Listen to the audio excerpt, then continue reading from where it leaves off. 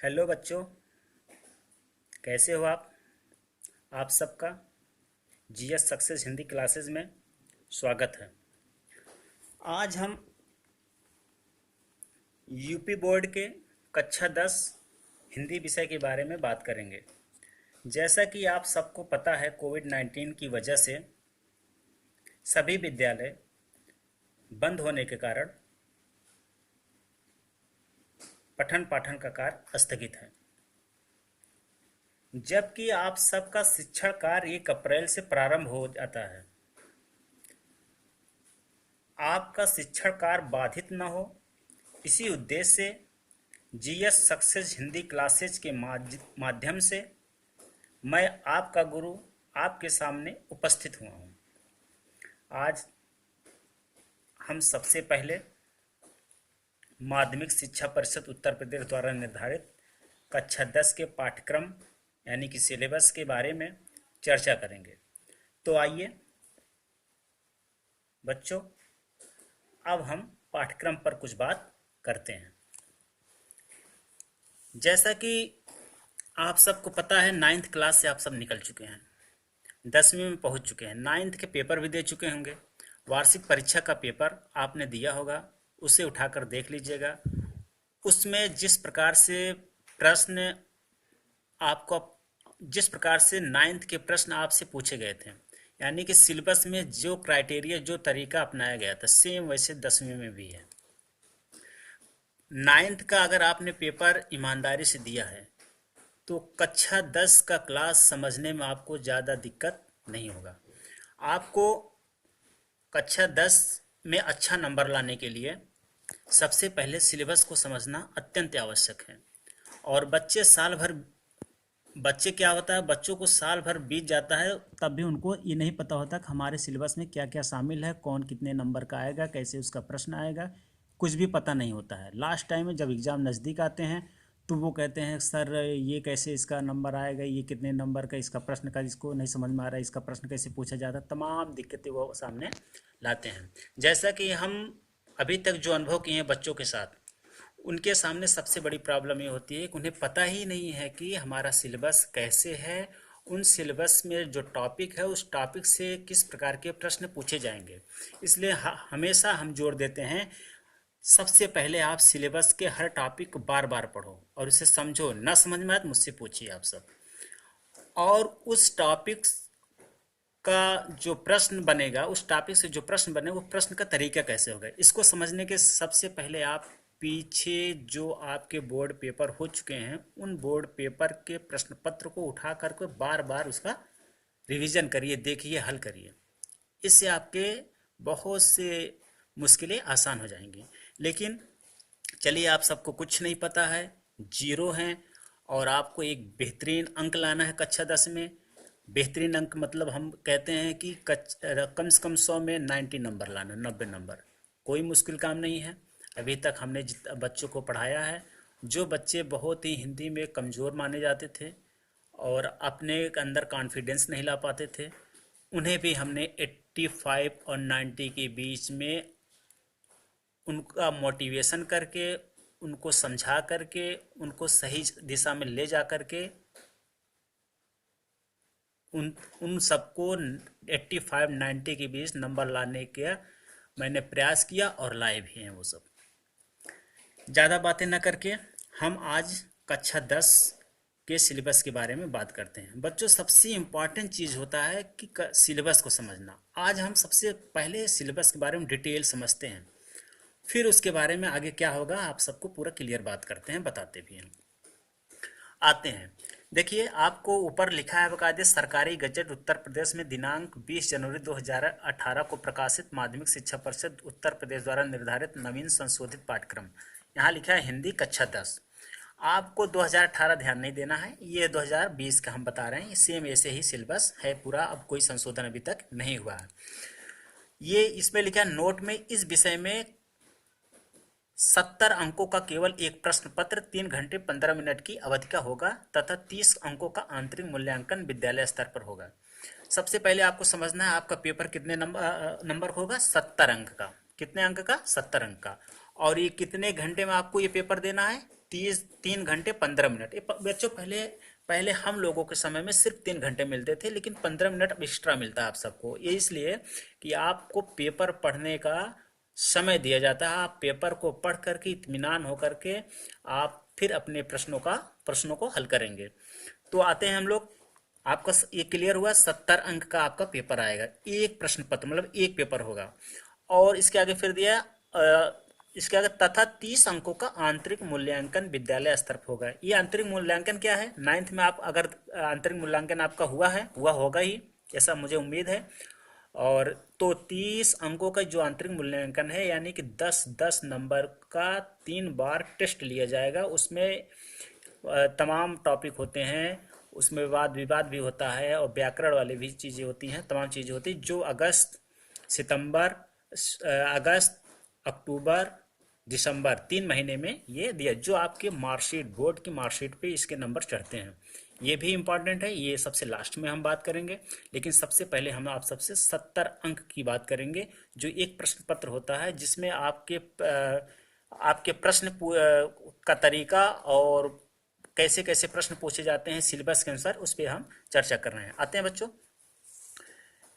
Number 1 पे देखिए, इसमें साफ साफ लिखा है, हिंदी गद्य के विकास का संक्षिप्त परिचय। गद्य हिंदी विषय को हम सहूलियत के लिए, आसानी के लिए कई भागों में बांट देते हैं, जबकि जैसे कि आपके सिलेबस में हिंदी विषय को कई खंडों में बांटा गया है। सबसे पहला आपका गद्य खंड, दूसरा काव्य खंड, तीसरा आपका है व्याकरण खंड, चौथा आपका संस्कृत खंड भी है, इसके नीचे फिर निबंध है, फिर उसके नीचे आपका है खंडकाव्य खंड। यानी कि ऐसे आपके कई प्रारूपों में आपका सिलेबस बांटा गया है। तो सबसे पहले आपका है हिंदी गद्य के विकास का संक्षिप्त परिचय, जिसके अंतर्गत शुक्ल युग तथा शुक्लोत्तर युग, ये शुक्ल युग तथा शुक्लोत्तर युग ही दो युग है जो आपके सिलेबस में हाई स्कूल में है। अब आपको शुक्ल युग शुक्लोत्तर युग के बारे में हम आपको जब इस सिलेबस के बताने के बाद कंप्लीट करेंगे, इसके बाद जो वीडियो डालेंगे उसमें आपको सभी डिटेल से नोट्स के साथ समझाते हुए आपको सब कुछ अवेलेबल करा देंगे। तो अब गद्य मतलब गद्य में बच्चों जैसे कई विधाएं होती हैं, निबंध, नाटक, उपन्यास, रिपोर्टाज, ऐसे गद्य खंड में होता नहीं। जैसे कि गद्य खंड में आप थोड़ा सा आप इधर ध्यान दीजिएगा। देखिए आप गद्य खंड ये लिखा है आपका, देखिए गद्य खंड लिखा है, इसमें मित्रता है पाठ, ममता पाठ है, क्या लिखूं है, भारतीय संस्कृति है, ईर्ष्या तू न गई मेरे मन से, अजंता है, पानी में चंदा और चारपा, ये गद्य है। ये इसमें देखिए मित्रता निबंध है, ममता कहानी है, क्या लिखूं निबंध है, भारतीय संस्कृति निबंध है। ऐसे सारे निबंध कहानी जो गद्य की कई विधाएं होती हैं, जिसमें आपका निबंध, नाटक, उपन्यास, रिपोर्टाज, ऐसे तमाम चीजें होती हैं, जो हम वही बात करेंगे जो आपके बोर्ड के पेपर में आएगा, और जिस तरीके से आएगा उसी तरीके से बात करेंगे। अब आते हैं हम लोग इस पे, हिंदी गद्य के विकास का संक्षिप्त परिचय, जिसके अंतर्गत शुक्ल युग तथा शुक्लोत्तर युग है। कहने का मतलब आपको सिर्फ 2 युग पढ़ना है हिंदी गद्य के विकास। गद्य का विकास यानी गद्य का प्रारंभ कैसे हुआ, ठीक है। तो कई युगों में बांटा गया है, लेकिन आपके सिलेबस में सिर्फ 2 युग है, शुक्ल युग तथा शुक्लोत्तर युग। इसके बारे में आगे हम डिटेल बात करते हैं। फिर आते हैं नंबर 1 ख पे, हिंदी पद्य के विकास का संक्षिप्त परिचय। पद्य यानी कि काव्य, काव्य मतलब कविता, जो कविता वाला पोर्शन है, काव्य खंड। जैसे कि आप सब देखिए यहाँ पे ये काव्य खंड लिखा हुआ है। इसके देखिए इसमें सूरदास जी हैं, गोस्वामी तुलसीदास जी हैं, रसखान हैं, बिहारी लाल हैं, सुमित्रानंदन पंत हैं, महादेवी वर्मा हैं, राम नरेश त्रिपाठी हैं, माखनलाल चतुर्वेदी हैं, सुभद्रा कुमारी चौहान हैं, मैथिली शरण गुप्त हैं, केदारनाथ सिंह हैं। ऐसे आपके और भी 1-2 चैप्टर टॉपिक हैं। देखिए आपको दिखा देते हैं हम, अशोक वाजपेयी हैं, श्याम नारायण पांडे हैं। ये आपका काव्य खंड है। ये काव्य मतलब ये काव्य, हिंदी पद्य के विकास का संक्षिप्त परिचय जो होता है, ये काव्य के अंदर मतलब इसका मतलब पद्य माने काव्य होता है, यानी उसका इतिहास हम आप बताएंगे आपको। विकास मतलब उसका प्रारंभिक से लेकर के आज तक जो दौर निकल चुका है, हो चुका है, उसके बारे में बात करेंगे। उसका विकास कैसे होता है पूरा डिटेल आपको सिलेबस के साथ, टॉपिक के साथ, नोट्स के साथ सब कुछ बात करेंगे। अभी हम लोग पहले सिलेबस के बारे में जान लेते हैं, क्या क्या आपको शामिल है। दूसरे पाइए, गद्य हेतु निर्धारित पाठ्यवस्तु से संदर्भ, रेखांकित अंश की व्याख्या, तथ्यपरक प्रश्न। अच्छा एक चीज और ध्यान दीजिएगा, देखिएगा, हिंदी गद्य के विकास का संक्षिप्त परिचय 5 अंक का, हिंदी पद्य के विकास का संक्षिप्त परिचय जो रीतकाल और आधुनिक काल, इसके अंदर 5 अंक का। रीतकाल, आधुनिक काल, जैसे कि बच्चों आप सबको पता है, हिंदी पद्य के इतिहास को हम लोग कई भागों में बांटते हैं। पहला आदिकाल है, दूसरा भक्ति काल है, तीसरा रीतिकाल है, चौथा आधुनिक काल है। तो आपके सिलेबस में रीतकाल और आधुनिक काल सिर्फ है, सिर्फ यही पढ़ना है। जबकि आधुनिक काल के अंतर्गत कई भागों, आधुनिक काल को और भी कई भागों में बांटा गया है, जैसे भारतेंद्र युग, द्विवेदी युग, छायावादी युग, प्रगतवादी युग, प्रयोगवादी यानी कि नई कविता का युग। ये भी आपको पढ़ाया जाएगा, ये भी आपके सिलेबस में है, इससे भी एग्जाम में आते हैं। हम सब कुछ आगे जब सिलेबस के अलावा जब हम शुरुआत करेंगे पढ़ाना आपको, तो सब कुछ कैसे प्रश्न आते हैं, कैसे आपको प्रश्न करने हैं, सब कुछ डिटेल बात करेंगे। आते हैं फिर गद्य। दूसरे, गद्य हेतु निर्धारित पाठ्यक्रम, यानी कि जो मैंने अभी देखिए आपको, जो मैंने आपको दिखाया अभी, मित्रता, ममता, क्या लिखूं, भारतीय संस्कृति, ईर्ष्या तू न गई मेरे मन से, इन्हीं पाठों से, जो 7 पाठ है आपके, ये 7, इन पाठों से आपके गद्य आएंगे, यानी गद्यांश आएगा। उस गद्यांश के नीचे 3 प्रश्न दिए रहते हैं। पहला प्रश्न आता है आपका संदर्भ, दूसरा प्रश्न मैंने संदर्भ लिखने के लिए आएगा, वो गद्यांश, उसके नीचे प्रश्न रहेगा संदर्भ, फिर उसके नीचे रेखांकित अंशों की व्याख्या, फिर उसके तथ्यपरक प्रश्न, यानी एक प्रश्न दिया रहेगा, उसी गद्यांश से लिखना होता है। जब अगर आप 9th में ईमानदारी से पेपर दिए होंगे, पढ़ाई किए होंगे, तो सब आपको चीज़ें समझने में आपको कोई दिक्कत नहीं हो रही हो। अगर आप अगर नहीं ईमानदारी से पढ़े हैं, फिर भी आपको मैं इतने अच्छे से समझाऊंगा कि आपको दिक्कत नहीं होने वाली है। अब आते हैं काव्य पे। सेम वैसे ही बच्चों, काव्य यानी कि काव्य खंड से उस, जब आपको कविताएं पूछी जाती है, उसका संदर्भ लिखना होता है, फिर उसकी व्याख्या करनी होती है, फिर उसका काव्यगत सौंदर्य। ये काव्यगत सौंदर्य क्या है? इन सब बातों को जब हम हिंदी काव्य पढ़ाएंगे अर्थ के साथ, तो आपको काव्यगत सौंदर्य भी बताएंगे ये क्या है और कैसे लिखा जाता है, कैसे पहचाना जाता है। संस्कृत गद्यांश अथवा पद्यांश का संदर्भ सहित हिंदी में अनुवाद। आपका संस्कृत खंड दिखाते हैं बच्चों आपको। संस्कृत खंड इधर देखिएगा, संदर्भ सहित हिंदी में अनुवाद, यानी कि वाराणसी पाठ, अन्योक्त विलासा, बीरा बीरेड़ पूज्यते, प्रबुद्धो ग्रामीणा, देशभक्ता चंद्रशेखरा, केन किम वर्धते, आरूढ़ श्वेत केतो संवादा, भारतीय संस्कृति, जीवन सूत्राणी। ये आपके संस्कृत खंड है, जो इसका हिंदी में अनुवाद यानी कि इसका हिंदी अर्थ आपको लिखना होता है। इससे आपको 2 तरह के, पहला आपका हिंदी गद्य, मतलब यानी कि जो संस्कृत के गद्यांश आएंगे, तो उसका आपको संदर्भ सहित अनुवाद करना होता है, यानी कि हिंदी में अर्थ लिखना होता है। जब इस टॉपिक पे आएंगे, आपको जब अर्थ बताएंगे, उसके संदर्भ कैसे लिखने होते हैं, उसका अर्थ कैसे लिखना होता है, कैसे पेपर में आता है, सब डिटेल आपको चर्चा कर देंगे। जैसे वाराणसी गद्य वाला पाठ है, आप देख लीजिए। फिर आपका इसके अन्योक्त विलासा, ये श्लोक वाला पाठ है, तो आपको गद्यांश संस्कृत का गद्य भी आएगा और अथवा करके श्लोक भी आएगा, दोनों में से कोई एक आपको करना होता है। तो फिर आगे देखते हैं हम लोग। तो ये संस्कृत का हो गया आपका। संस्कृत का 1 नंबर का आपका संदर्भ है और 3 नंबर का आपका हिंदी में अर्थ लिखना होता है। ऐसे ही आपका देखिए, इसे गद्य के पोर्शन हमने बताना भूल गया नंबर के बारे में।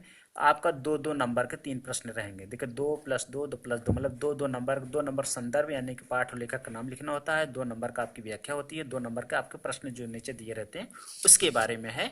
टोटल 6 अंक का। ऐसे सेम आपके काव्य के बारे में 1 नंबर का संदर्भ होता है, 4 नंबर का आपकी व्याख्या होती है, काफ़ी नंबर ज़्यादा है व्याख्या की, 1 नंबर काव्यगत सौंदर्य, टोटल आपके 6 अंक ये भी हैं। अब आते हैं बच्चों, निर्धारित पाठों के लेखकों तथा कवियों के जीवन परिचय लिखिए। अब आपको ये चीज़ बहुत ही स्पष्ट जान लेनी है।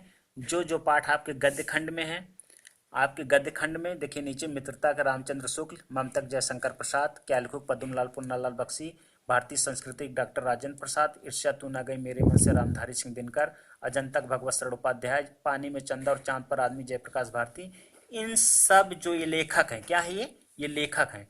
इन लेखक का जीवन परिचय प्लस रचनाएं लिखने के लिए आता है, और आपको कैसे तैयार करना है, किस पे फोकस करनी है, ये सारी चीज़ें हम बताएंगे। फिर काव्यखंड देख लीजिए, जिसको आप यहाँ पे कह सकते हैं कि कवि, तो कवि सूरदास, तुलसीदास, रसखान, बिहारी लाल, सुमित्रानंद पंत, महादेवी वर्मा, रामदास त्रिपाठी, माखनलाल चतुर्वेदी, सुभद्रा कुमारी चौहान, मैथिली शरणगुप्त, केदारनाथ सिंह। इन सब के बारे में आपको अशोक वाजपेयी, श्याम नारायण पांडे, इतना ढेर सारा आपको पढ़ना नहीं है। हम बताएंगे आपको कितनी चीज़, शुरुआत में सारी चीज़ें पढ़नी होती है, लेकिन लास्ट टाइम के लिए भी बताएंगे एग्जाम में आपके लिए क्या बेहतर होगा पढ़ना क्या नहीं। आते हैं फिर अगला प्रश्न। देखिए ये आपका जीवन परिचय, मतलब ये 3-3 नंबर के, यानी 3 नंबर लेखक का जीवन परिचय आएगा, यानी गद्य खंड से 3 नंबर आपके काव्य खंड से जो कवि लोग हैं उनके बारे में जीवन परिचय, टोटल 6 नंबर के। संस्कृत के निर्धारित पाठों से कंठस्थ एक श्लोक, कंठस्थ माने याद किया हुआ है, यानी कि आपके सिलेबस में इस चीज को बहुत अच्छे से ध्यान से समझ लेना आप। संस्कृत के निर्धारित पाठों से कंठस्थ एक श्लोक जो प्रश्न पत्र में ना आया हो। अब आप ध्यान दीजिए, आप संस्कृत का वो श्लोक लिखेंगे अपने पेपर में, अपने कॉपी पे पेपर के दौरान, जो आपके पाठ्यक्रम में हो, निर्धारित पाठों से, यानी कि जो आपके 8 पाठ मैंने बताया है, जैसा कि आपको मैंने ये पाठ संस्कृत का बताया है, इसमें से ही आपको कोई याद किया हुआ श्लोक लिखना है, ना कि किसी और किताब से। अगर और किताब से लिखना है फिर वो आपका अच्छा गलत काट दिया जाएगा, इसलिए निर्धारित पाठों से ही श्लोक को लिखना होता है। चलिए आगे देखते हैं। फिर जो प्रश्न पत्र में ना आए हो, मतलब आपको कम से कम 3 श्लोक याद कर लेने हैं। अगर कोई 1-2 पूछा गया है तो उसको न लिख करके जो तीसरा आपको याद बच रहा है उसको लिखना है। इसके बारे में भी ये तो बहुत आसान है, आपका 2 नंबर का है, 3 श्लोक याद कर लीजिए, आपके लिए बल्ले बल्ले, मतलब एकदम सबको 2 नंबर निर्धारित है। संस्कृत के निर्धारित पाठों पर आधारित 2 अति लघुत्तरीय प्रश्नों का संस्कृत में उत्तर, ये 2 अंक आपका है। जो संस्कृत वाला जो ये है, ये वाला आपका संस्कृत पाठ है। देखिए, वाराणसी अन्योक्त विलासा वीरा वीर पूज्यते प्रबुद्धो कर्मणिया देशभक्ता चंद्रशेखरा केन किम वर्धते आरूढ़ श्वेत केतो संवाद भारतीय संस्कृति जीवन सूत्रार्थ। इन्हीं पाठ से जो प्रश्न और उत्तर लिखवाएंगे आप सबको, एक एक लाइन में 2-2 लाइनों का, इसमें से आता है प्रश्न एग्जाम में 2 नंबर का आएगा, यानी 3-4 प्रश्न दिए रहते हैं, 2 प्रश्न करने होते हैं, 1-1 नंबर के होते हैं। ठीक है, ये तो आपको बता दिया जाएगा जो संस्कृत पोर्शन आपका आएगा। काव्य सौंदर्य के तत्व आपने अभी देखा, यहाँ पे आपने देखा होगा काव्य सौंदर्य दिख रहा है ना। काव्य में जब आप संदर्भ व्याख्या काव्य सौंदर्य लिखेंगे तो यही देखिए, आपको रस अलंकार छंद, ये व्याकरण है आपका, व्याकरण। रस में आपको हास्य रस करोड़ रस सिर्फ याद करना है, सिर्फ यही 2 है, इसके अलावा कुछ भी नहीं, कहीं कुछ भी सोचना नहीं है। इसकी परिभाषा उदाहरण पहचान। अब रस क्या होता है, हास्य रस करोड़ की परिभाषा याद कर लेनी, उसका एक उदाहरण और इसकी पहचान क्या होती है, इस सब पे हम आपको डिटेल बात करेंगे। अलंकार है, अलंकार में जैसे अलंकार 2 प्रकार का होता है, अर्थालंकार, शब्दालंकार। तो आपके सिलेबस में सिर्फ अर्थालंकार है, अर्थालंकार के सिर्फ 3 अलंकार हैं। वैसे अर्थालंकार में कई अलंकार होते हैं, लेकिन आपके सिलेबस में सिर्फ 3 है, उपमा रूपक उत्तरेच्छा। इन्हीं 3 को ही पढ़ना है। 3 का मतलब सिर्फ इन्हीं 3, सिलेबस से 1 इंच इधर उधर नहीं भटकना। अगर भटकेंगे तो आप अपना नुकसान करेंगे, समय की बर्बादी करेंगे और हासिल कुछ नहीं होगा। यानी कि सिलेबस की बात इतना हम डिटेल इसलिए कर रहे हैं क्योंकि आपको सिलेबस के अकॉर्डिंग ही पढ़ाई करनी है, सिलेबस के पटरी पे ही चल के आगे बढ़ना है और उसी में से पूछा जाएगा। छंद आइए, सोठा रोला लक्षण उदाहरण पहचान। छंद में आपके 2 ही छंद हैं, सोठा और रोला है, तो बहुत से छंद, छंद के कई प्रकार होते हैं, मात्रिक छंद, वर्णिक छंद है ना, मुक्तक छंद। तो लेकिन आपके एग्जाम में सिर्फ 2 छंद है, सोठा और रोला, बस इन्हीं को पढ़ना है। छंद की पहचान कैसे की जाए, आपको इसके बारे में बहुत ही बढ़िया से डिटेल रूप में आपको समझाएंगे, बताएंगे, बहुत आसान हो जाएगा आपके लिए इसको समझना। हिंदी व्याकरण शब्द रचना के तत्व। अच्छा, इसके नंबर भी देखते रहिएगा। काव्य सौंदर्य जैसे 2 नंबर का रस रहेगा, 2 नंबर का अलंकार रहेगा, 2 नंबर का छंद, 2 + 2 2 +। अगर मान लीजिए परिभाषा उदाहरण पूछ रहा है तो इसका मतलब इस रस में 1 नंबर का परिभाषा, 1 नंबर का उदाहरण, तभी 2 बनेगा। ऐसे ही नंबर आते हैं आपको, इस पे जब पढ़ाएंगे तो इसके बारे में फिर और से चर्चा कर देंगे। तो हिंदी व्याकरण शब्द रचना के तत्व। अब आपका उपसर्ग है, हिंदी व्याकरण के शब्द रचना के तत्व, इसके अंदर क्या क्या है देख लीजिएगा। उपसर्ग है, उपसर्ग में आ, अन, अधि, अप, अनु, उप, सह, निर, अभि, परिसु। बच्चों एक चीज आपको बहुत ही एक लाइन में समझाना चाह रहे हैं, जो उपसर्ग सामने जितने ये उपसर्ग दे रखे हैं, देख रहे हैं ना आप, बस इतना ही पढ़ना है, सिर्फ इतना, इसके अलावा कहीं और मत सोचना सर इतना कम या ज्यादा, ना ना ना, बस सिलेबस में जितना ही है इतने में से आ जाएगा आपको। उपसर्ग क्या है, कैसे शब्द बनाए जाते हैं, कैसे एग्जाम में पूछे जाते हैं, सब बहुत ही सरल आसान है। आपको इतना अच्छे समझाएंगे, कभी आप भूल ही नहीं सकते हैं, मैं गारंटी देता हूँ इस बात की। तो आपके सामने नंबर भी दिए हैं तमाम के। प्रत्यय आपके सामने है आई, त्वा, ता, पन, वा, हट, वट। बस इतने में से प्रत्यय भी पूछा जाएगा, इससे ज्यादा एक इंच मतलब एक शब्द नहीं पूछा जाएगा। समास में द्वंद्व समास, द्विगु समास, कर्मधारय समास, बहुब्रीहि समास, ये 4 समास हैं आपके। इन्हीं 4 की आपकी परिभाषा, उसके उदाहरण, उसका समास विग्रह, समास की पहचान, यही सब आपको बताना है, जो हम आपको समझाएंगे बताएंगे जब इस टॉपिक पे पढ़ाते हुए आएंगे। और हम कोई भी टॉपिक बच्चों हम क्रम से ही चलते रहेंगे और क्रम से ही बताते रहेंगे। और मैं आपको ये बताने की कोशिश कर रहा हूँ कि आपके एग्ज़ाम से पहले सब कुछ क्लियर कर देंगे। आप अगर कोई क्लास कभी जैसे जैसे कि आप सबका कभी क्लास मिस हो जाता है, कभी कोई नुकसान हो जाता है किसी कारण से, आप सोचते मेरा क्लास छूट गया कैसे हम पढ़े, तो इस प्लेटफार्म पे जो GH सक्सेस हिंदी क्लासेज है, इस प्लेटफार्म पे आपको सारी सहूलियतें मिल जाएंगी। मतलब आपको किसी प्रकार की कोई मतलब आपको दुविधा नहीं होगी, किसी प्रकार का आपको मजबूर नहीं होगा, आप टेंशन नहीं होंगे हमारा क्लास छूट गया। आप इस पे आकर के आराम से पढ़ाई कर सकते हैं। तत्सम शब्द, तत्सम शब्द क्या होता है, इसके अंदर कौन कौन शब्द होते हैं, नोट्स के साथ आप सबके सामने उपस्थित होंगे, तो आपके लिए दिक्कत दूर हो जाएगी। ये सब बताएंगे क्लियर। अभी सिर्फ सिलेबस सुनते जाइए। पर्यायवाची है, जो कि शुरू से ही आप सब 9वीं 8वीं 7वीं सब में सुने होंगे पर्यायवाची शब्द, इसके भी कुछ होंगे, इसके बारे में चर्चा करेंगे।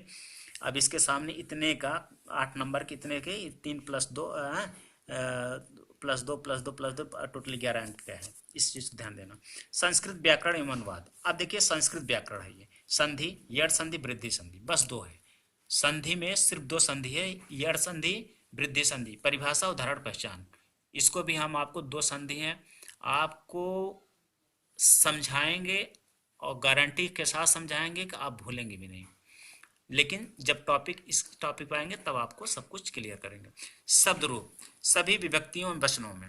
विभक्ति वचन क्या है, आपके शब्द रूप में कौन कौन शब्द है, संज्ञा यानी कि फल, मति, मधु, नदी, सर्वनाम में तद युष्मत्, मतलब इतने में से ही आपको एग्जाम में आएगा।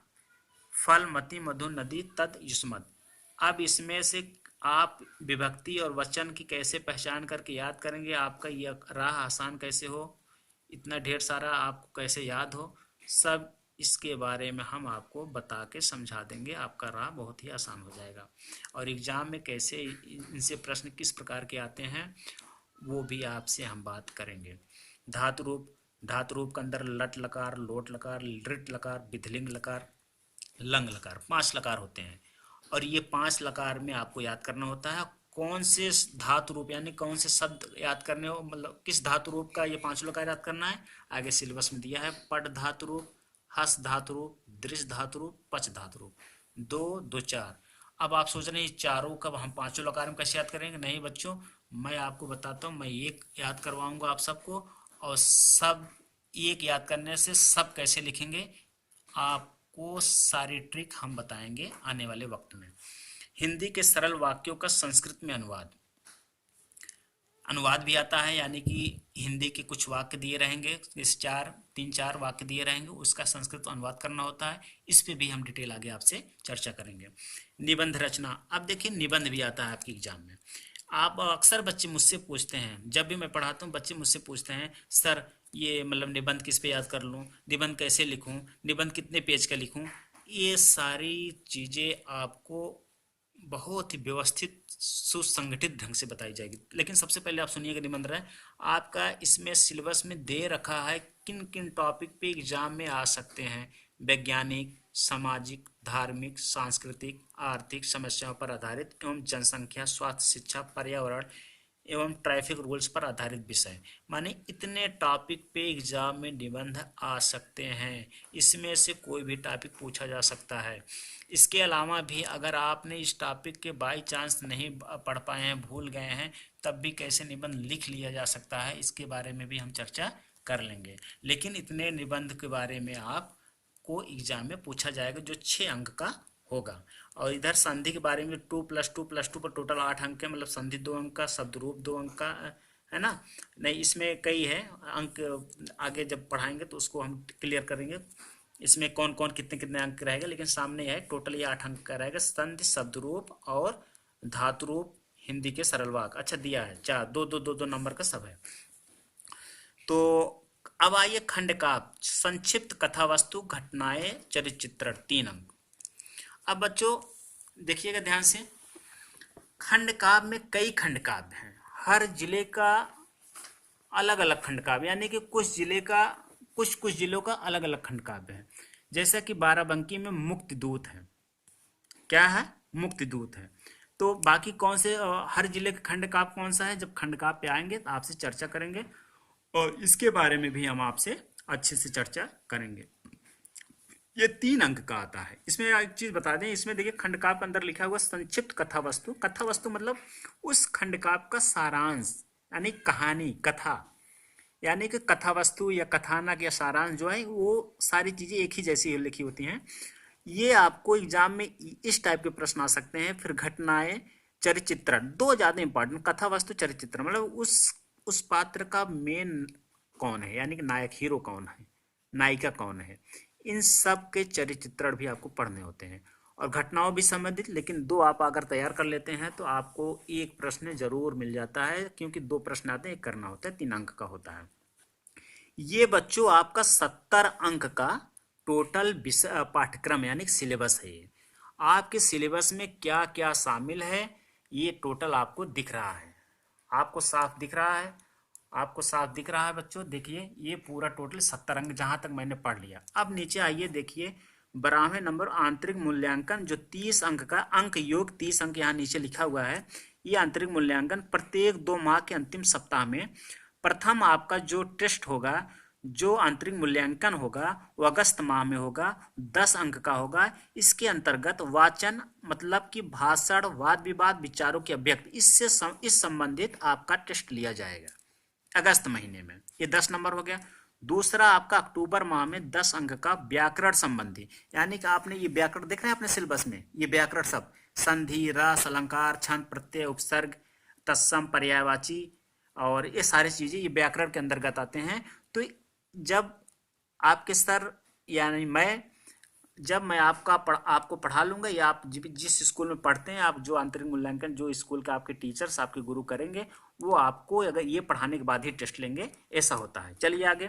फिर तृतीय जो आपका टेस्ट होगा जिसको आंतरिक मूल्यांकन कहते हैं। आंतरिक मूल्यांकन इसलिए बच्चों कहते हैं क्योंकि ये अपने स्कूल में होता है ना, और अपने स्कूल में इसकी काफी चेकिंग होती है, इसलिए इसको आप इग्नोर नहीं करेंगे। क्योंकि हिंदी में जो आपका 30 अंक का आंतरिक मूल्यांकन होगा और 70 नंबर का आपका पेपर होता है और एक प्रश्न पत्र, वो भी उसमें भी पास होना जरूरी है, इसमें भी पास होना जरूरी होता है। दिसंबर माह में होगा तृतीय अंक, तीसरा टेस्ट 10 अंक का होगा। इसमें सृजनात्मक यानी निबंध, नाटक, कहानी, कविता, पठित आदि, मतलब इससे संबंधित कोई भी प्रश्न पूछा जा सकता है। ये जब आप क्लास करते हैं अपने क्लास स्कूल में, अपने आपके टीचर्स जो होंगे, जैसा कि मैं जिस स्कूल में पढ़ाता हूँ उस स्कूल में जब बच्चों को मैं टेस्ट लेता हूँ, उनको पहले से पढ़ा करके बता देता हूँ कि इस टॉपिक पे ये टॉपिक तैयार करिए, इसमें से कोई भी प्रश्न पूछा जा सकता है, तो वो अच्छे से वो अपना टेस्ट देने का प्रयास करते हैं। तो ये आपका टोटल 70 + 30, ये 70 अंक प्लस ये आपका ये 30 अंक, 70 + 3 टोटल आपका ये 100 अंक का हो गया। कितने अंक का? 100 अंक का आपका ये टोटल हो गया। यानी कि आपका हिंदी का पेपर 100 अंक का होता है। ठीक है बच्चों।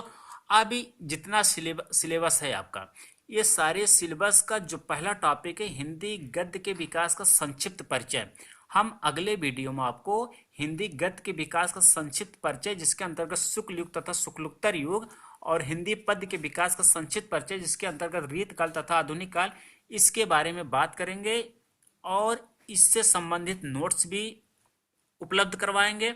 और आपके लिए कोई दिक्कत ना हो उसमें से, मतलब ऐसा कोई प्रश्न नहीं छूटेगा जिससे आपके एग्जाम में कोई दिक्कत हो। मतलब जो भी नोट्स अवेलेबल करवाएंगे वो सब कंप्लीट नोट्स रहेगा, आपको कहीं और भटकने की जरूरत नहीं होगी। और आपको इसके अलावा अगले वीडियो में हम इसको बताएंगे ही बच्चों, और बहुत ही समझा करके आपको शुक्ल युग, शुक्लोत्तर युग, रीतकाल, आधुनिक काल, कैसे हिंदी की शुरुआत हुई, कैसे उसका कौन कौन योगदान दिया, कैसे इस युग का नाम पड़ा, सब कुछ बात करेंगे। आपको इतने अच्छे से समझाएंगे तो आपको कोई दिक्कत ही नहीं होगी।